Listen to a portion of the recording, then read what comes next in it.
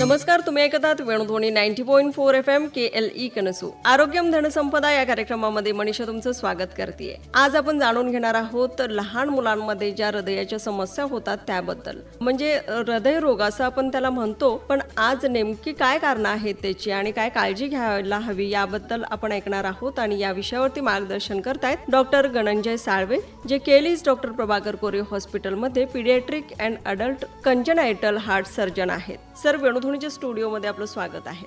नमस्कार सर्वांना, थँक्यू. आज आपण लहान मुलांमध्ये जे हृदयाचे आजार होत आहेत किंवा कॉमन लोक असं म्हणतात त्याला की हार्ट अटॅक होतोय, या संदर्भात आपण जाणून घेणार आहोत. पण सुरुवात याच्यापासून करते, नेमकं लहान मुलांमध्ये हृदयाशी संबंधित होणारे आजार कोणकोणते आहेत? साधारणपणे कॉमन पॉप्युलेशनमध्ये असं समज आहे की हार्टमध्ये होल आहे. ज्यांना कोणाला आपण विचारतो त्यांचा असं समज असते की हार्टमध्ये एक होल आहे. पण ॲक्च्युली तसे प्रकार बघितले, एक्झॅक्ट नंबर ऑफ डिसीजेस, तर साधारण 200-250 त्याच्यावर पण ते परम्युटेशन कॉम्बिनेशन्स आहेत. आणि ते डिफेक्ट प्रमाणे मग आउटकम्स असतात किंवा ट्रीटमेंट असते किंवा जे काही उपचार असतात त्याप्रमाणे असतात. पूर्वी असं असायचं की लहान मुलाला जर हृदयरोग आहे जन्मजात किंवा लेटर इन लाईफ ॲक्वायर्ड पण होऊ शकतात त्यांना, जसं रुमॅटिक हार्ट डिसीज, तर तसं काय झालं की समजूत अशीच होती की आता काय खरं नाही, याला काय उपाय नाही आहे. पण लास्ट एक 10-15 वर्षात खूप ॲडव्हान्सेस झालेले आहेत in India, all over the world. आणि हे जी ब्रांच ऑफ पीडियाट्रिक कार्डिओलॉजी आणि पीडियाट्रिक कार्डियक सर्जरी आहे ती खूप इव्हॉल्व्ह झालेली आहे. त्यामुळे ट्रीटमेंट ऑप्शन्स भरपूर आहेत आणि सक्सेस रेट प्रचंड आहे.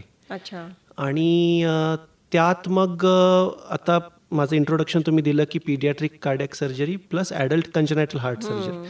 तर काय झाले की ही मुलं आता मोठी पण झालीत, ॲडल्टहुडमध्ये आलेत, सक्सेस रेट इज सो हाय. त्यामुळे त्यांचे पण जे प्रॉब्लेम्स येतात ते पीडियाट्रिक कार्डिओलॉजिस्ट बघतात आणि ॲडल्ट कंजनायटल कार्डियक सर्जन्स माझ्यासारखे हे ट्रीट करू शकतात. तर होल इन द हार्ट किंवा हार्टमध्ये एक होल आहे हे सिम्पल स्टेटमेंट झालं. पण काय होतं की युजली जन्मानंतर जर बाळाला त्रास होत असेल, आणि त्रास कसा होतो, आपण हार्ट अटॅक नाही म्हणू शकत त्याला, बाळ दूध व्यवस्थित पित नाहीये किंवा भूक लागते, फास्ट पितंय, पण मग घाम येतो, धाप लागते हार्टवर लोड आल्यामुळे, मग दूध प्यायचं बंद करतं आणि परत दूध पितं. तसं सक पॉज सक सायकल ज्याला म्हणतो त्या प्रकारचं एक. आणि ह्याच्यात मेन जो बाळाच्या जवळचा जो व्यक्ती आहे, बघणार आहे, नोटीस करणार आहे, ही आईच असू शकते. होय ना. वडील पण कदाचित थोडंसं नंतर पिक्चरमध्ये येतात, आई. त्यामुळे नॉलेज या गोष्टीचं असणं खूप इम्पॉर्टंट आहे. बरोबर दूध न पिणे, बरोबर न झोपणे, धाप लागणे आणि म्हणजे रेस्पिरेटरी रेट, त्याला आपण श्वासोच्छ्वास रेट म्हणतो, धाप जास्त असणे आणि वजन न वाढणे, ह्या एक इम्पॉर्टंट गोष्टी आहेत. आणि त्यातल्या त्यात मग तुम्हाला जर बाळाचे बोट किंवा जीभ किंवा ओठ असे पिंक नाही दिसले, ब्ल्यू दिसायला लागले, याचा अर्थ की अदूषित रक्त मिक्स होत आहे आणि दूषित रक्त जास्त जात आहे बॉडीला, शुद्ध व्हायच्या आधी किंवा जास्त शुद्ध होत नाहीये लंग्समध्ये. सो ह्या एक इम्पॉर्टंट काय म्हणतो आपण त्याला चिन्ह आहेत जे आई बघू शकते आणि मग तीच म्हणू शकते की चला आपल्याला डॉक्टरांकडे जायचं आहे. आता डॉक्टर म्हणजे कुणाकडे जायचं बेसिकली, तर definitely first point of contact general पॉप्युलेशनसाठी पीडियाट्रिशियन आहे, MD पीडियाट्रिक्स. पण आता त्याच्यात पुढे स्पेशलाइज झालेले डॉक्टर्स आहेत, जसं डॉक्टर प्रभाकर कोरे केली हॉस्पिटल बेळगावीमध्ये डॉक्टर विरेश मानवी आहेत, सिनियर पीडियाट्रिक कार्डिओलॉजिस्ट, ज्यांचा हातखंडा आहे ह्याच्यात आणि बरेच वर्षांचा एक्सपिरियन्स आहे आणि he is available round the clock. तर तुम्ही डायरेक्ट त्यांच्याकडे जाऊ शकता जर तुम्हाला असले काही. कारण ते जे डॉक्टर्स आहेत विरेश मानवी सर, हे आधी MD पीडियाट्रिक्स करतात आणि मग कार्डिओलॉजी, पीडियाट्रिक कार्डिओलॉजीमध्ये सुपर स्पेशलायझेशन करतात. So they have gone through all this. तर जनरल पीडियाट्रिक्स पण ते बघू शकतात आणि त्या रिलेटेड कार्डियक डिफेक्ट्स करू शकतात. आणि मेन त्यांचं टूल आहे डायग्नोज करणारं ते इकोकार्डिओग्राफी आहे. सो इकोकार्डिओग्राफी इज अवेलेबल आणि ते एक्सपर्ट्स असतात. असं नाही की कोणीही लहान मुलांचं इकोकार्डिओग्राफी करू शकतं. त्यामुळे जेव्हा ते करतात, डायग्नोज करतात, त्यानंतर मग पेशंट्स आमच्याकडे पाठवले जातात फॉर सर्जिकल रिपेअर. हे झालं जन्मानंतरचे चिन्ह. आता ऑब्स्टेटिक अँड गायनेकॉलॉजीमध्ये जेव्हा म्हणजे स्त्रीरोग प्रेग्नन्सीमध्ये जेव्हा डिटेक्ट होतात आणि त्याचे डिटेक्शन रेट्स खूप चांगले आहेत, तेव्हा पण जेव्हा आपल्याला ऑब्स्टेटिशियन किंवा गायनेकॉलॉजिस्ट आपल्याला जेव्हा प्रेग्नंट स्त्रीला बघतात आणि त्यांना काही चिन्ह वाटतात नॉर्मल स्कॅनिंगच्या वेळी पोटातल्या बाळाच्या, किंवा इथे मला हार्टमध्ये होल दिसायला लागलं किंवा काहीतरी वेगळं कनेक्शन्स वाटत आहेत, कारण आता ऑलमोस्ट 80 to 90% ॲक्युरेसी झाली आहे बाळ पोटात असताना बाळाच्या हृदयाचे डिफेक्ट्स जाणून घ्यायचे. बरोबर. त्याला पण फिटल इकोकार्डिओग्राफी म्हणतो. त्यातही डॉक्टर्स लाईक डॉक्टर वीरेश मानवी किंवा डॉक्टर दानिश मेनन हे आपल्या डॉक्टर प्रभाकर कोरे केली हॉस्पिटलमध्ये आहेत बेळगावीमध्ये, आणि त्यांना कन्सल्ट केलं तर ते याचं निदान करू शकतात. आणि तिथून पुढे मग काय दक्षता घ्यायची, काय करायला लागतं, किती लाईफ थ्रेटनिंग आहे डिफेक्ट, या सगळ्या गोष्टी आपण एज्युकेट करू शकतो पॅरेंट्स. बरोबर. ही जी तुम्ही जी मेन लक्षणं सांगितलीत सर, ती न्यूबॉर्न बेबीची आहेत. मग ह्याच्यामध्ये काय अशी कारणं असतात की अशा केसेस येतात, किंवा हार्टला होल असणं म्हणा, म्हणजे असे काय रिझन्स असतात नेमके की ज्याच्यामुळे हा प्रॉब्लेम येतो? आता तसं बघायला गेलं तर आपण खूप वेळा एक बिलीफ होतं की बाबा जेनेटिक्स खूप मोठं रोल प्ले करतं. जेनेटिक्स म्हणजे काय की आईकडून जे जीन्स येतात, वडिलांकडून जे जीन्स येतात, त्याचा जो कॉम्बिनेशन होतो, त्याचा जो थोडाफार डिफेक्ट असतो तो बाळांच्यात दिसतो. पण त्याचा रोल माझ्या मते तरी लिटरेचरप्रमाणे हार्डली 5 to 10% आहे. ॲक्च्युअल जे डिफेक्ट्स होतात ते नॅचरल असतात विदाऊट एनी कॉज, म्हणजे ऑलमोस्ट 90%. तर त्याला इन जनरल असं म्हणता येईल की आजचं समजा खाणं पिणं म्हणा, पोल्युशन म्हणा, आपलं लाईफस्टाईल म्हणा, स्ट्रेस लेवल म्हणा, ह्या गोष्टी कदाचित खूप इफेक्ट घडवतात आई आणि वडिलांच्या हेल्थवर, आणि ते थोडंसं रिफ्लेक्ट होतं. 5 to 10% वर जेनेटिक्स म्हणजे जीन्समधला दोष असं म्हणता येणार नाही. 90% इट इज नॅचरल कॉज. अच्छा. हां, तर तो एक ॲस्पेक्ट आहे educating adult who are wanting for pregnancy. काय करावं पाहिजे, काय नाही करायला पाहिजे, काय खायला पाहिजे, योगा करायला पाहिजे किंवा चिंतन करायला पाहिजे किंवा स्ट्रेस लेवल कमी करायला पाहिजे. ह्या गोष्टी खूप इम्पॉर्टंट आहेत. आणि आहार पण किती व्यवस्थित खायला पाहिजे हे सगळे इम्पॉर्टंट आहेत. आता समजा फॉर एक्झाम्पल माझा पर्सनल एक्सपिरियन्स, माझी मोठी मुलगी पोटात होती तेव्हा तिच्या वेळी आमच्या मुंबईच्या एका डॉक्टरांनी सांगितलं होतं की अनकुक्ड फूड अजिबात खायचं नाही. म्हणजे जेव्हा सॅलड जरी असेल, टमाटा, काकडी, तुम्ही 5 स्टारमध्ये जरी गेला तरी नाही खायचं. घरीच खायचं आणि तुम्ही प्रॉपर वॉश करून खायचं, कारण त्याच्यावरचे जे केमिकल्स आहेत, त्याच्यावरचे जे पेस्टिसाइड्स वापरलेले आहेत ते सर्क्युलेशनमध्ये जाऊन, आईच्या सर्क्युलेशनमध्ये जाऊन बाळाला इफेक्ट करू शकतात आणि प्रॉब्लेम्स होऊ शकतात. हे एक एक्झाम्पल. म्हणजे ह्या प्रकारची दक्षता पण घेणं खूप इम्पॉर्टंट आहे टू अवॉइड या गोष्टी. बरोबर. म्हणजे हा अतिदक्षतेचा भाग झाला खरं तर, कारण एवढ्या सगळ्या बारीक सारीक गोष्टींचा विचार खरं तर कोण करत नाही करत. मग सर हे तर म्हणजे कॉमन झालं की हार्टला होल असणं, अशा बऱ्याच केसेस आपण ऐकतो आणि बघतो. आणि जी तुम्ही लक्षणं सांगितलीत ती नवीन जन्मलेल्या बाळाची होती. मग आता जी अडल्ट आहेत, म्हणजे 5वी 6वीची मुलं असतील किंवा 7वी 8वीच्या क्लासची मुलं, त्यांना अशा ज्या हृदयाच्या संबंधित जे आजार होतात ते कसे काय येतात? म्हणजे ते काय न्यूबॉर्न पासून असतात की नंतर उद्भवलेले असतात? काय नेमकी कारणं असतात त्याची? खूप चांगला प्रश्न आहे, कारण खूप वेळा टीचर्स स्कूलमधले काही मुलांना नोटीस करतात की हा बाबा खेळताना खूप थकतोय किंवा याला बसायला लागतंय किंवा याचं इन जनरल अपीअरन्स थोडा डार्क आहे. डार्क इन सेन्स की तो ब्ल्यू पडतोय, निळा पडतोय. तर ह्या गोष्टी स्कूल एज्युकेशनमध्ये पण इम्पॉर्टंट आहेत की बघणे की काय बाबा एक्झॅक्टली प्रॉब्लेम आहे. खूपशा हे जे जन्मजात हृदय रोग आहेत बाळांचे ते स्कूलला गेल्यानंतर आढळतात. काय होतं की समजा एक हार्टमध्ये होल आहे. आपल्या हार्टमध्ये 4 कप्पे असतात. होल वरच्या 2 कप्प्यांमध्ये असू शकतं किंवा खालच्या 2 कप्प्यांमध्ये असू शकतं. होल युजली नसायला पाहिजे, कारण कम्युनिकेशन वरचे कप्पे खालच्या कप्प्याला कम्युनिकेट करतात. राईट आणि लेफ्ट कधी कम्युनिकेट नाही करत. त्याच्यात होल असेल तर मग प्रॉब्लेम येतो. युजली काय होतं की जे कॉमन डिफेक्ट्स आहेत, आपण म्हणतो व्हेंट्रिक्युलर सेप्टल डिफेक्ट्स, म्हणजे खालच्या 2 पंपिंग चेंबरमध्ये होल आहे मधल्या सेप्टममध्ये, किंवा एट्रियल सेप्टल डिफेक्ट हे सेकंड कॉमन आहे, म्हणजे वरच्या 2 डिफेक्ट्स चेंबरमध्ये एक होल आहे. तर युज्युअल रक्त कसं फ्लो होतं की लेफ्ट साईडला जे ऑक्सिजनेटेड प्युअर होऊन ब्लड आलेलं असतं फुफ्फुसांकडून, ते बॉडीला जाण्याच्या ऐवजी त्या होल थ्रू राईट साईडला जातं. आता राईट साईड काय करत असतं युज्युअली हार्टचं? राईट चेंबर जे दूषित युटिलाइज रक्त आहे ते बॉडीकडून येतं राईट साईडला, वरच्या चेंबरमध्ये आधी येतं, मग खालच्या चेंबरमध्ये जातं आणि राईटकडून मग फुफ्फुसांकडे जातं. हा एक नॉर्मल सर्क्युलेशन आहे. होल असल्यामुळे शुद्ध रक्त डावीकडचं अशुद्ध रक्ताबरोबर मिक्स होतं. नेट काय होतं इफेक्ट की उजवीकडचा जो फ्लो आहे शुद्ध प्लस अशुद्ध हा वाढतो आणि हा सगळा फ्लो वाढलेला फ्लो हा फुफ्फुसांमध्ये जातो आणि फुफ्फुसांमध्ये ब्लड प्रेशर वाढतं. त्याला आपण म्हणतो पल्मनरी हायपरटेन्शन. आणि जे काय हे धाप लागणे, घाम येणे, थकवा येणे, वजन न वाढणे हे सगळे पल्मनरी हायपरटेन्शनचे चिन्ह आहेत. तर हा जो नेट इफेक्ट आहे हा आपल्याला लवकर निदान करून त्याच्यावर उपचार घ्यावे लागतील. शस्त्रक्रिया किंवा औषध गोळ्या किंवा पिडियाट्रिक कार्डिओलॉजिस्ट जे मी म्हटलं ते छत्री घालून ते होल बंद करू शकतात काही प्रमाणात. तर ह्या गोष्टी केल्या पाहिजेत. कारण काय होतं हे थोडंसं इमर्जन्सी किंवा अर्जन्सीकडे जातं. कारण जोपर्यंत बाळ जन्मापासून हा जो हार्टवर लोड टॉलरेट करत असतो, जो फुफ्फुसांवर जात असतो, तो युजली एक लिमिट आहे त्या लोडला. बरोबर. You start having permanent changes in the lungs. फुफ्फुसांमध्ये परमनंट चेंजेस व्हायला लागतात. त्याला आपण म्हणतो पल्मनरी व्हॅस्क्युलर रेझिस्टन्स PVR वाढायला लागतो. आणि जेव्हा त्याला परमनंट चेंजेस व्हायला लागतात तेव्हा इट बिकम्स इरिव्हर्सिबल.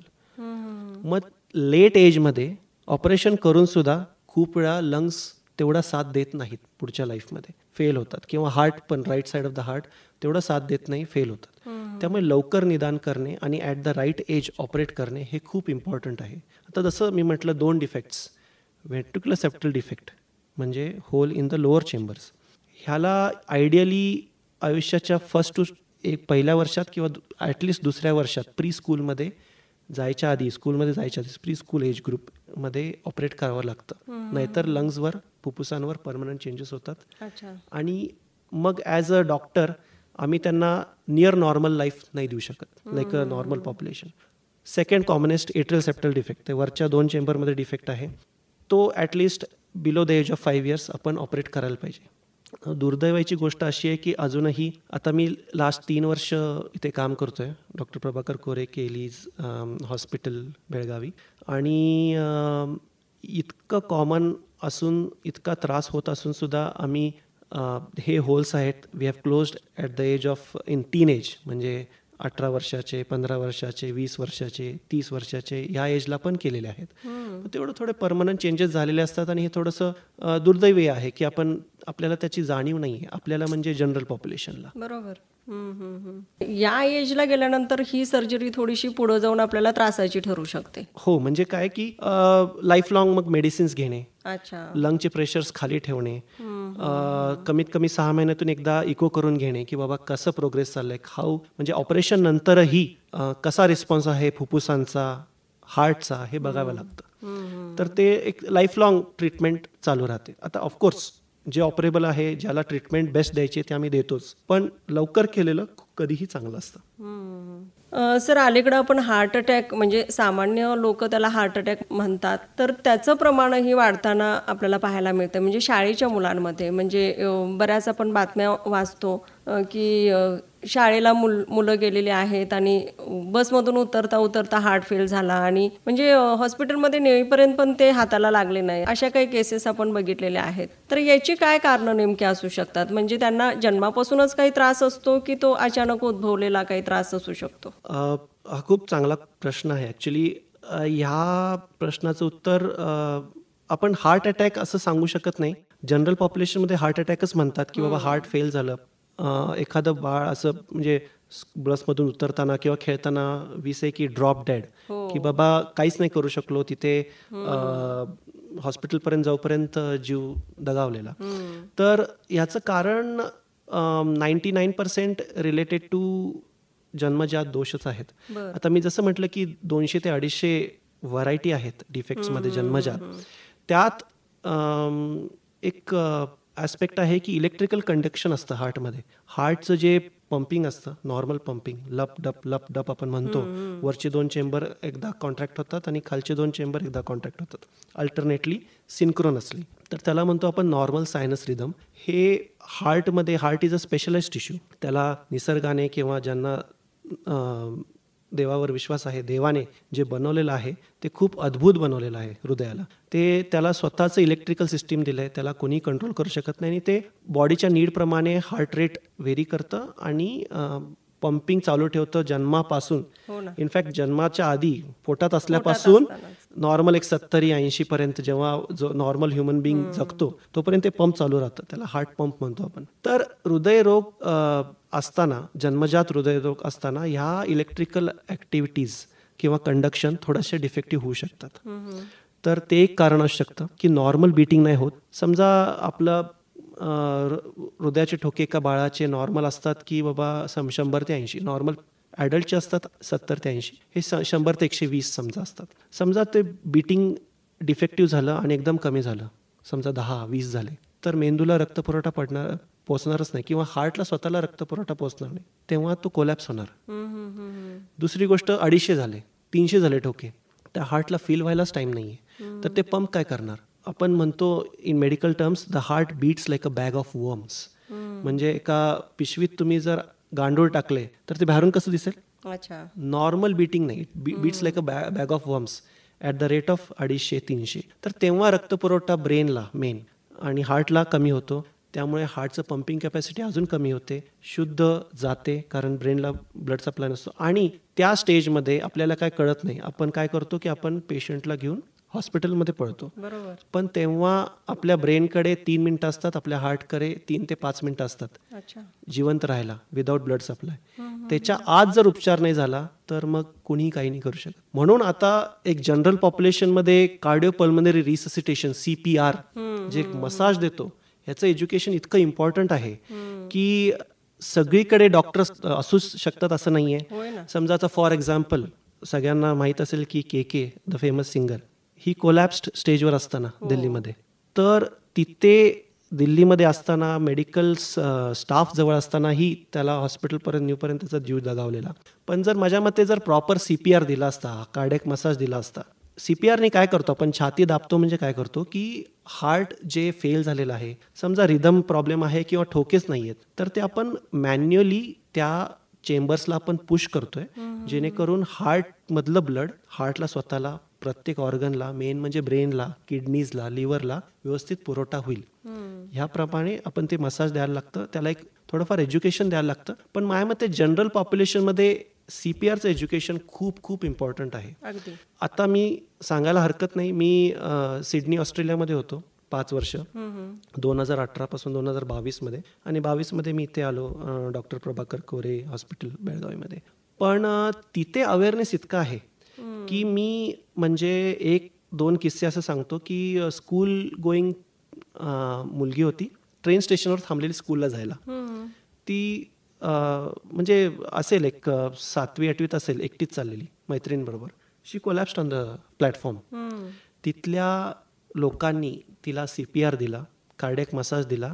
CPR देत ॲम्ब्युलन्स आणि मेडिकल प्रोफेशनल्सला बोलवलं, पॅरामेडिक्सला. त्यांनी ते कंटिन्यू केलं. ती हॉस्पिटलमध्ये आली आणि तिला व्हेंटिलेटरवर टाकून योग्य तो शस्त्रक्रिया केली आणि ती घरी गेली. आणि ह्याला काय म्हणजे असं नाही की लगेच आलेली, 45 मिनिटं 1 तास मसाज चालू होता. म्हणजे इतका इफेक्टिव्ह असू शकतो, लाईफ सेव्हिंग असू शकतो ही क्रिया CPR द्यायची. कित्येक वेळा जेव्हा लहान मुलांचं ऑपरेशन होतं तेव्हा तिथे सिडनीमध्ये आईवडिलांना ट्रेनिंग दिलं जातं की CPR कसं द्यायचं, किंवा त्यांना माहिती आहे की घरी जाऊन सुद्धा एकदा ऑपरेशन झाल्यानंतरही रिदम ठोके चेंज होऊ शकतात. हा कार्डियक अरेस्टचा जो प्रॉब्लेम आहे तो घरी होऊ शकतो. आईने CPR दिले आणि मुलाला हॉस्पिटलमध्ये आणले आणि वी कुड सेव्ह द किड. अशा गोष्टी होऊ शकतात, झालेल्या आहेत. त्याच आपण लार्जर स्केलमध्ये इथे जनरल पॉप्युलेशन एज्युकेशनमध्ये घ्यायला पाहिजे, असं माझं ठाम मत आहे. जसं तुम्ही सांगितलं, म्हणजे अगदीच आपल्याकडे कमी वेळ असतो, म्हणजे 3 ते 5 मिनिटं म्हणजे खूपच कमी, आणि त्या दरम्यान आसपासची लोक एवढी पॅनिक झालेले असतात आणि काय करावं सुचत नाही. त्यामुळं या गोष्टीचं ज्ञान असणं हे खूप गरजेचं आहे. आणि ह्याचं ट्रेनिंगही मला वाटतं आपल्या KLE's डॉक्टर प्रभाकर कोरे हॉस्पिटलचं जे स्किल लॅब आहे त्यांच्याकडून दिलं जात आहे. अगदी बरोबर. आणि त्यांच्याकडं सगळ्या प्रकारचे मला वाटतं म्हणजे ॲक्सिडेंट झाल्यानंतर काय करावं वगैरे वेगवेगळे आपल्याकडं आहेत त्या फॅसिलिटीज. तर त्याचाही लाभ घ्यावा लिस्नरनी आपल्या. आणि सर म्हणजे ही एक खूपच महत्त्वाची गोष्ट आपण सांगून दिली. CPR हे सर्वांना माहिती असणं गरजेचं आहे. हा जो आता कार्डियक अरेस्ट होतो, हा त्रास त्या व्यक्तीला म्हणजे आधी कधी असं काहीतरी झालेलं असेल की अचानक होतं हे? आता स्पेसिफिक लहान मुलांचं जर बघितलं, आता मोठ्या माणसांच्यात आपल्या ॲडल्टहूडमध्ये कसं असतं की टिपिकल हार्ट पेनचे सिम्पटम्स असतात, हो ना, चिन्ह असतात की बाबा मला छातीत जड वाटतंय दुखतंय. किंवा छातीत कळ येते, कधी कधी कळ पाठीत जाते, बरोबर. कधी कधी कळ डाव्या शोल्डरला जाते, कधी कधी डाव्या हातातून जाते ती कळ, बरोबर. कधी कधी पेशंट्स म्हणतात की हनवटी खालच्या जबड्याला कळ जाते, दाढ दुखते. हे खूप कॉमन आहे. खूप कॉमनली असं होतं, मी खूप वेळा बघितलंय मोठ्या माणसांच्यात की ऍसिडिटी झाली, पोटात दुखतंय वरच्या बाजूला पोटात.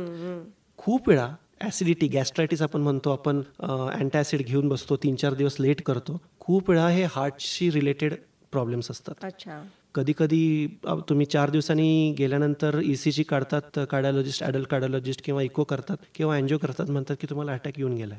आणि एस्पेशली डायबिटीज असेल तर डायबिटीजमध्ये टिपिकल हार्ट अटॅकची चिन्ह खूप कमी दिसतात. बर. त्यामुळे दुखेलच असं नाही, या अशा काहीतरी वेगळ्याच गोष्टी होऊ शकतात. गॅस्ट्रायटिस होऊ शकतं किंवा पाठीत दुखतंय, पाठीत मलम लावत बसतात लोक 2-2 दिवस, पण तेव्हा अटॅक येत असतो.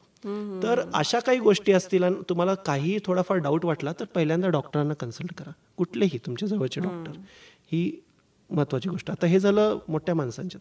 लहान मुलांच्यात ॲज सच हार्ट अटॅक येत नाही, मी आता सांगितलं, पण त्यांना बघणारी जी लोक असतात जवळची, त्यांनी सतर्क राहायला पाहिजे. मेन म्हणजे पॅरेंट्स, आई आणि वडील, आजी आजोबा पण, किंवा मोठे भाऊ बहीण, की जसं मी सांगितलं की खेळताना तो एकदमच थांबतोय किंवा ती खूप घाम येतोय, ती खाली बसतीये किंवा वजन वाढत नाहीये.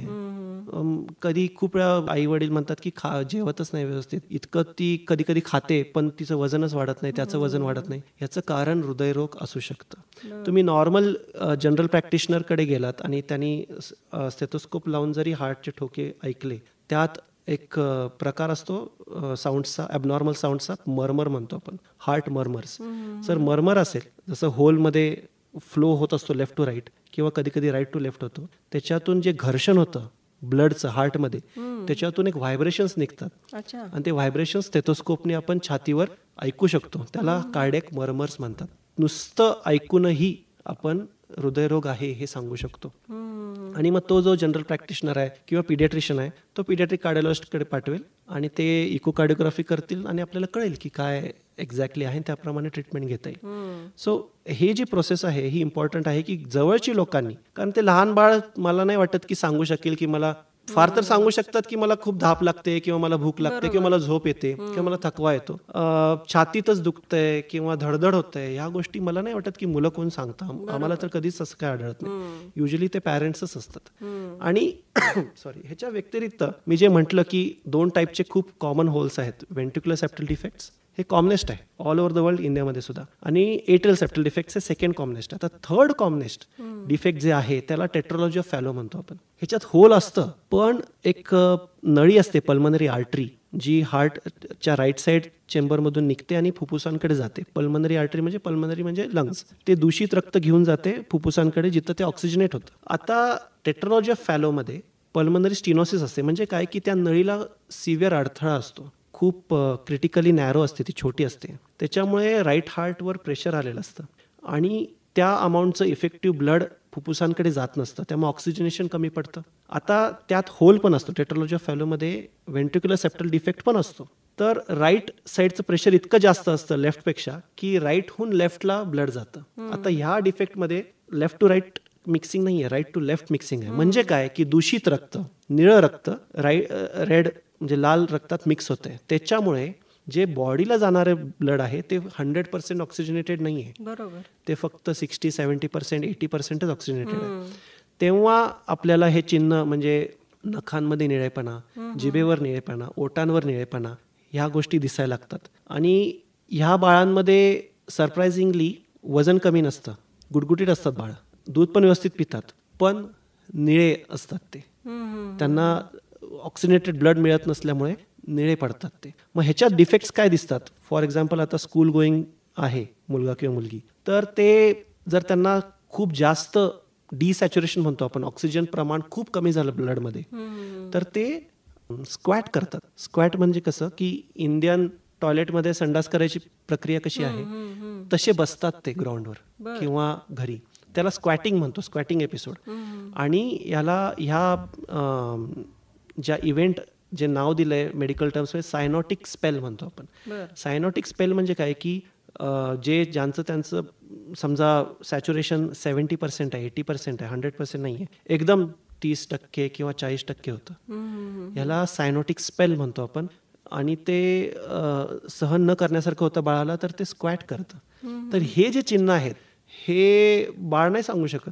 बरोबर. हे त्यांच्या जवळच्या माणसांनी ओळखायला पाहिजे, त्यांचं एज्युकेशन त्यासाठी व्हायला पाहिजे आणि मग ते योग्य डॉक्टरकडे जाऊन उपाय घेते. म्हणजे आधी या गोष्टी सगळ्या आपल्याला माहिती हव्यात की असं काहीतरी होऊ शकतं म्हणून. पण इथं आणखीन एक प्रश्न विचारेन सर की जसं तुम्ही कॉमन लक्षणं सांगितलीत की वजन वाढत नाही आहे किंवा धाप लागते किंवा खेळताना घाम येणं वगैरे, तर इथं होतं कसं की खेळलोय आपण म्हणून घाम आलाय किंवा जास्त खेळलोय म्हणून दम लागला असेल, हेही आपण लिंक लावू शकतो. मग अशी कोणती स्टेज आहे जिथं आपल्याला डॉक्टरकडे घेऊन जायला पाहिजे? एक युजली थोडंफार स्कूलमध्ये असताना ना, समजा मुलांमध्ये खेळताना एक ऑब्व्हियसली एखादा मुलगा किंवा मुलगी लवकर दमत असेल, अच्छा, किंवा तिच्या अपिअरन्स किंवा त्याच्या अपिअरन्सवरून असं वाटत असेल की बाबा याचं छाती जास्त धडधडते, कधी कधी इतकी धडधडते की आपल्याला दिसतं बरोबर छाती धडधडताना, किंवा एखाद दुसरं फेंटिंग एपिसोड म्हणतो आपण, बेशुद्धपणा येणे, या गोष्टी जर होत असतील, किंवा खूप वेळा असं होतं की लहान मुलांना रिकरंट रेस्पिरेटरी ट्रॅक्ट इन्फेक्शन म्हणजे फुफ्फुसांचं इन्फेक्शन होणे, सर्दी खोकला ताप खूप फ्रिक्वेंटली होणं, ही पण एक चिन्ह आहेत की बाबा आपण काय म्हणतो की बाबा समजा आता पावसाळ्याचे दिवस आहेत, थोडाफार हवा बदलली आहे, त्रास होतोय. पण समजा एका वर्षात 3 पेक्षा जास्त एपिसोड्स होत असतील आणि ज्याला हॉस्पिटलायझेशन लागत असेल, ह्यावेळी त्या डॉक्टरांनी किंवा त्या आईवडिलांनी पुढचे हार्टशी संबंधित इन्व्हेस्टिगेशन्स करावेत आणि एक रूल आउट करावं. असेलच असं नाहीये, पण इकोकार्डिओग्राफी काय आता इनॲक्सेसिबल असं नाहीये किंवा खूप महाग आहे असं नाहीये. कुठल्याही शहरात कुठेही लवकर मिळू शकतात आणि पिडियाट्रिक कार्डिओलॉजिस्ट अवेलेबल आहेत. तर ती चाचणी करणे आवश्यक आहे ह्या सिम्पटम्समध्ये, असं माझं म्हणणं आहे. अच्छा, मग इन जनरल सर, म्हणजे आता आपण कसं मोठ्यांमध्ये सांगतो की ह्या टेस्ट कराव्यात किंवा आपण ECG करून घ्यावं, तर लहान मुलांमध्येही असं काही त्या एज ग्रुपला अशा काही टेस्ट करून घ्याव्यात का? सो पहिली गोष्ट मी सांगितलं की इवन स्टेथोस्कोपनी आवाज आपण जेव्हा ऐकतो मरमर मिळते, ही एक पहिली, म्हणजे डॉक्टर स्वतः सांगू शकतो की काहीतरी प्रॉब्लेम दिसतोय मला, कार्डियक मरमर, किंवा ते ऐकू येते काहीतरी डिफेक्टिव्ह, ही पहिली गोष्ट. दुसरी गोष्ट इकोकार्डिओग्राफी, जे साध्या शब्दात म्हटलं तर हार्टचं स्कॅन, अल्ट्रासोनोग्राफी, हार्टची अल्ट्रासोनोग्राफी, हे करायला पाहिजे. आणि माझ्या मते पिडियाट्रिक कार्डिओलॉजिस्ट किंवा गुड जे इवन MD पिडियाट्रिक्स आहेत डॉक्टर, ते पण करू शकतात कधी कधी, ज्यांचं ट्रेनिंग झालंय. सो एक अचूक निदान होणे इम्पॉर्टंट आहे, दुसरं काही नाही. आणि त्यानंतर मग त्या संबंधित समजा आता मी म्हटलं की 1 वर्षाच्या आतच निदान झालंय, तर पुढच्या चाचण्या फार तर काय ECG असेल, ECG पण इम्पॉर्टंट असतो, रक्त तपासण्या असतील ते केल्या जातात, एक्सरे केला जातो, हृदयाचा फोटो. पण समजा लेट झालंय आणि मी जसं मगाशी म्हटलं की पल्मनरी व्हॅस्क्युलर रेझिस्टन्स PVR वाढलाय आणि लंग्सवर लोड जास्त आलाय, परमनंट चेंजेस वाटत आहेत, तर मग कॅथ स्टडी म्हणतो आपण, कॅथेटरायझेशन स्टडी. म्हणजे कसं की मोठ्या माणसांच्यात अँजिओग्राफी करतो तसं लहान मुलांच्यात पण अँजिओग्राफी केली जाते. पण एक्झॅक्टली अँजिओग्राफी नाही म्हणत आपण त्याला, अँजिओग्राफी एक पार्ट झाला त्यातला. कॅथ स्टडी म्हणजे हार्टच्या आतले प्रेशर्स, हार्टमधून ते गाईडवर नेऊन फुफ्फुसांच्या आर्टरीमध्ये नेतात आणि तिथले प्रेशर मोजतात, त्या होलमधून किती फ्रॅक्शन मिक्स होतंय हे बघितलं जातं, आणि प्रत्येक चेंबरचे प्रेशर्स आणि सॅच्युरेशन म्हणजे ब्लडचं ऑक्सिजन प्रमाण हे सगळं बघितलं जातं आणि अँजिओ पण केलं जातं. तर कॅथेटरायझेशन स्टडी हे लेट प्रेझेंटिंग मुलांना केलं जातं आणि करायलाच पाहिजे. ह्याच्या व्यतिरिक्त खूपसे असे डिफेक्ट आहेत ते इकोकार्डिओग्राफीवर ओनली सस्पेक्ट केले जातात. मग एक्झॅक्ट बाबा ॲनाटॉमी काय आहे, काय प्रकारचं डिफेक्ट आहे, काय आपण मिस करतोय का, कारण इकोकार्डिओग्राफी असं एकाच वेळी सगळ्या गोष्टी पुढून मागून नाही बघता येत हार्टमध्ये. तर CT स्कॅन, त्यासाठी CT स्कॅनही केला जातो लहान मुलांच्यात आपण. आणि डॉक्टर प्रभाकर कोरे हॉस्पिटलमध्ये CT स्कॅनची पण म्हणजे सोय आहे. MRI कार्डियक MRIची पण सोय आहे, इकोकार्डिओग्राफी तर आहे, भरपूर मशीन्स आहेत. तर खूप फ्रिक्वेंटली आम्ही सिटी स्कॅनही करतो आणि जेणेकरून आपण ट्रीटमेंट डिसाईड करू शकतो की एक्झॅक्टली काय केलं पाहिजे. सो हे एक असं काय म्हणतात त्याला रोड मॅप आहे की एक्झॅक्टली काय केलं जातं आणि काय करायला पाहिजे. बरोबर. मग जसं मोठ्यांमध्ये आहे सर की 40 नंतर किमान एकदा वर्षातून एकदा आपण फुल बॉडी चेकअप केलं पाहिजे, तसं लहानांनाही आपण काही सांगू शकतो का, म्हणजे अडल्ट एजमध्ये? नाही, युजली लहानांच्यात मी जे सांगितलं ना, म्हणजे त्या साच्यात किंवा त्या प्रेझेंटेशनमध्ये काही बसत नसेल तर usually cardiac checkup as such काही गरज नाही. आणि मग ऑफकोर्स ते ॲडल्टहुडला जातील, त्यांचे वेगळे प्रॉब्लेम्स असतात ॲडल्ट कार्डियकचे. पण इम्पॉर्टंट इज की जेव्हा निदान होतं, जन्मजात हृदय रोग आहे, समजा त्याची ट्रीटमेंट झालीही असेल, आता समजा मी एक ऑपरेशन केलंय, होल बंद केलंय, रिपेअर केलंय, सगळं ठीक आहे आणि नियर नॉर्मल एक्सपेक्टेड लाईफ आहे या बाळाचं, तरीही माझं असं म्हणणं असतं आणि युजली हेच फॉलो केलं जातं की एक 10 दिवसांनी दाखवायला या, परत एक महिन्याने दाखवायला या, 1 महिन्याने स्कॅन केलं जातं, परत मग 3 महिन्याने दाखवायला या. म्हणजे मला तर दाखवतातच, पण पिडियाट्रिक कार्डिओलॉजिस्टकडे परत जातात किंवा स्कॅनिंग तेच करतात आणि मग आमचं डिस्कशन होतं. मग 6 महिन्याने आणि मग वर्षाला एकदा, कमीत कमी आयुष्याच्या पहिले 5 वर्ष किंवा 10 वर्ष, डिपेंड्स ऑन द डिफेक्ट. हे माझं सांगणं असतं आईवडिलांना की तोपर्यंत जर काय प्रॉब्लेम नाही झाला, बाळाची वाढ व्यवस्थित झाली आणि ते जे आम्ही ऑपरेशन केले ते इंटॅक्ट राहिलं, तर मग he will have a normal life, he or शी.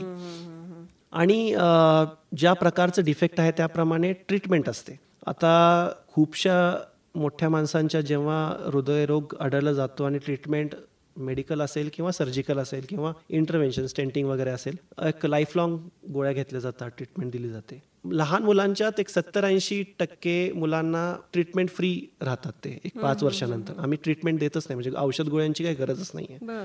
खूप वेळा असं होतं की बाबा त्यांचं वॉल्व्ह रिपेअर केलंय किंवा वॉल्व्ह बदललंय, त्यासाठी मग रक्त पातळ होण्याची औषधं दिली जातात. पण ह्याच्या व्यतिरिक्त आपण लहान मुलांच्यात लाईफ लॉंग अशी ट्रीटमेंट कमी वेळा देतो.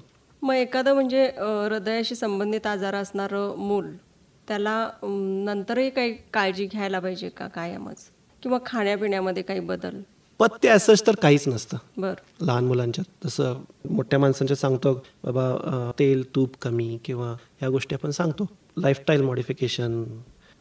पण मुलांच्यात कसं असतं की मुलांच्यात एकदा हार्ट ऑपरेशन झाल्यानंतर पहिले 1-2 महिने फक्त टाक्यांची काळजी घेतली जाते, कारण पुढचं छाती ओपन करून हार्ट ऑपरेशन केलं जातं. मोठ्या माणसांच्यात पण त्यांच्यात पण काळजी घेतली जाते 3 महिन्यांच्यात. पण मुलांची रिकव्हरी जास्त लवकर असते, 1-2 महिने आम्ही काळजी सांगतो. अदरवाईज तुम्ही मुलाला थांबवू शकत नाही की ते खेळणारच, ते पडणारच, त्याचं ते वाढणार त्याच्याप्रमाणे. पण पहिले 2 महिने फक्त काळजी घ्यायला लागते. पथ्य खाण्यात काही नसतं. खूप वेळा समजा पूर्ण रिपेअर नाही झालं, असं होऊ शकतं, एक 10-15% ऑपरेशन्समध्ये किंवा ट्रीटमेंटमध्ये कम्प्लीट रिपेअर नाही झाले, तर एक फ्लुइड रिस्ट्रिक्शन, म्हणजे पाणी किती घ्यायला पाहिजे त्याच्या वजनाप्रमाणे किंवा त्याच्या वयाप्रमाणे पाणी रिस्ट्रिक्ट केलं पाहिजे, किंवा त्यामुळे हार्टवर लोड नाही येणार, किंवा लघवी जास्त व्हायला, अंगातलं पाणी कमी व्हायला औषधं दिली जातात. सो या गोष्टी चालू राहतात. अदरवाईज पथ्य as such most of the times काही नसतं लहान मुलांना. मग आपल्या केएलईज डॉक्टर प्रभाकर कोरे हॉस्पिटलमध्ये याच्या संदर्भात काय काय अशा फॅसिलिटीज आहेत? हा प्रश्न खूप इम्पॉर्टंट आहे आणि हे लोकांना माहीत पाहिजे की मी बँगलोरमध्ये माझं ट्रेनिंग झालंय, म्हणजे मी जग बघितलंय. बँगलोरमध्ये ट्रेनिंग झालंय, 3-3.5 वर्ष होतो. मुंबईमध्ये 3 वर्ष होतो मी. Prime hospital, HN Reliance, Mukesh अंबानीचं हॉस्पिटल होतं आणि डॉक्टर शिवप्रकाश माझे मेंटर होते. खूप चांगले फॅसिलिटीज होते. आणि त्यानंतर तिथून मी 5 वर्ष सिडनीमध्ये होतो. मी सगळे सेंटर्स बघितलेत. केएलई हॉस्पिटलमध्ये काही नाही असं नाही आहे, सगळं आहे. राईट फ्रॉम ज्या काही चाचण्या लागतील, सिम्पल टू कॉम्प्लेक्स, सगळ्या फॅसिलिटीज अवेलेबल आहेत. सगळे मॅनपॉवर म्हणजे एक्सपर्ट्स अवेलेबल आहेत, 24/7 अवेलेबल आहेत. आणि जर तुम्ही जॉग्राफिकल लोकेशन बघितलं, केएलईज डॉक्टर प्रभाकर कोरे हॉस्पिटल बेळगावी, तर पीडियाट्रिक कार्डियक सर्जरी ही फॅसिलिटी नॉर्थकडे पुणेपर्यंत नाही आहे, साऊथकडे बँगलोरपर्यंत नाही आहे, वेस्ट गोव्याहून पण पेशंट्स येतात, कोकणातून पेशंट्स येतात, आणि ईस्ट हैदराबाद. सो ह्या एवढ्या एरियामध्ये we are at the centre की we are providing paediatric cardiac care, cardiology म्हणा, कार्डियक सर्जरी म्हणा, इन ऑल ॲस्पेक्ट्स. आणि आम्ही सांगायला अभिमान वाटतो की आम्ही सिम्पल डिफेक्ट्स टू कॉम्प्लेक्स आणि जे ऑपरेशन्स जगात सगळीकडे होतात, इवन ट्रान्सप्लांट्स, ते आपण करतो आणि ते सगळं सोय आपण कॉस्ट इफेक्टिव्ह वेनी जनरल पॉप्युलेशनला दिलेलं आहे. हे ॲक्च्युली हे जाणीव असणं खूप इम्पॉर्टंट आहे. नाहीतर काही डिफेक्ट झाले की आपण विचार करायला लागतो की यार मुंबईला जायचं आहे, बेंगलोरला जायचं आहे, कुठं जायचं, काय करायचं. तुमच्या सिटीमध्ये, तुमच्या आसपासच्या सिटीमध्ये सगळे फॅसिलिटीज अवेलेबल आहेत आणि सोयीस्कर आहेत. म्हणजे सगळ्या फॅमिलीला जो स्ट्रेस येतो की हे बाळाला घेऊन कुठे जायचं आता, कसं सोय करायची तिथे सगळ्यांची, तर बेळगाव तुमचं आहे, इथे आहे, तुम्हाला सगळं फॅसिलिटीज अवेलेबल आहेत. तर ह्याचा तुम्ही उपभोग केला पाहिजे. नक्कीच ना. सर, ॲज अ सर्जन तुम्ही आता अनेक केसेस तुम्ही हँडल केला असाल, तर आत्ताची संख्या काय सांगते की कुठपर्यंत पोहोचेल इंडियामध्ये? पण स्पेसिफिकली बघितलं तर आपण स्टॅटिस्टिक्स नेहमी पर 1000 लाईव्ह बर्थ्स असं म्हणतो. म्हणजे 1000 जन्मलेल्या मुलांमध्ये किती मुलांना जन्मजात हृदयरोग प्रॉब्लेम्स आहेत. तर it is around in India 8 ते 10 मुलं.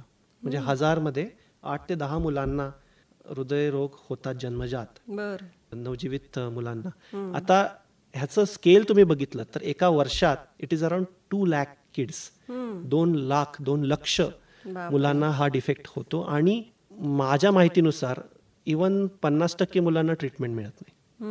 म्हणजे आपण म्हटलं की इतके डॉक्टर्स आहेत, इतके फॅसिलिटीज आहेत, पण मे बी अवेअरनेस नाही अजून.